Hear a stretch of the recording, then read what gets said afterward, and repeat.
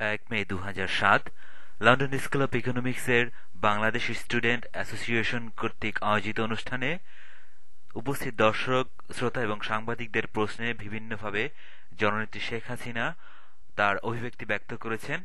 এক পর্যায়ে সাংবাদিকদের প্রশ্নে তিনি ডক্টর ইউনূস সম্পর্কে বলেন, I don't know if we say Shudkor or anybody says Shudkor, why Dr. Yunus name come up?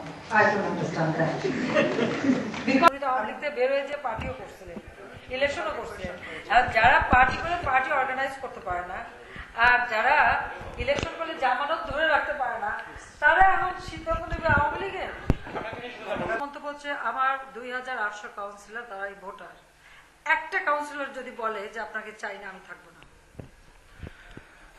আমার একটা আপনি 6 তারিখ যাচ্ছেন দেশে, 6 তারিখ বলছেন, যারা বলছেন তারা, তাদেরও তো রাজনৈতিক দল, ওই ব্যারিস্টার মনিরুল হোসেন একটা রাজনৈতিক দল করেছিল, একসময় করেছিল ডেমোক্রেটিক লীগ খন্দকার মোস্তাকের সাথে, সেটাও ফেক থাকে নাই। পরে আর একটা করেছিল প্রগস, প্রগতিশীল গণতান্ত্রিক শক্তি নামে, যেটা হচ্ছে শাহরিয়ার, উনি যে বঙ্গবন্ধুর হত্যাকারী হিসেবে সাজাপ্রাপ্ত, আর তার সাথে ছিল বজলুল হুদা, সেও সাজাপ্রাপ্ত খুনি আসামি। তাদেরকে নিয়ে উনিও একটা রাজনৈতিক দল করেছিলেন, লক্ষ লক্ষ টাকাও খরচা করেছিলেন। ওনার সেই রাজনৈতিক দল কই আর উনি কি সংস্কার করেছেন, সেই জবাবটা দেবেন। আচ্ছা, আপনাকে যে অন্যায়ভাবে দেশে যাওয়ার পরে গ্রেপ্তার করা হয়, তখন জনগণের উদ্দেশ্যে আপনার মেসেজ কি হবে? জনগণের উদ্দেশ্যে আমার একটাই কথা, যে আমি জনগণের স্বার্থে রাজনীতি করি, জনগণের কল্যাণে রাজনীতি করি, জনগণের জন্য আমি যে কোনো ত্যাগ স্বীকারে আমি প্রস্তুত। এবং জনগণের কাছে আমার এই আহ্বান থাকবে যে কোনো অন্যায় অবিচার হলে আমি জনগণের কাছে বিচার চাইব, এবং জনগণের কে আমি আহ্বান করবো যে তারা যেন শক্ত হয়ে দাঁড়ায়, কোনো অন্যায়ের কাছে যেন মাথা নত না করে। সেটা রাজনৈতিক কর্মসূচি না হরতাল?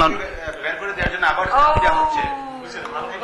যাওয়া মাত্র ক্ষণিক অপেক্ষাই মাত্র, ঠিক সেই মুহূর্তে ডক্টর কামাল হোসেন, ডক্টর ইউনূস এবং ব্যারিস্টার মইনুল হোসেন সম্পর্কে তার এই মন্তব্য তাকে কতটুকু সমস্যার মুখোমুখি করে, তা এখন দেখার অপেক্ষাই বাকি।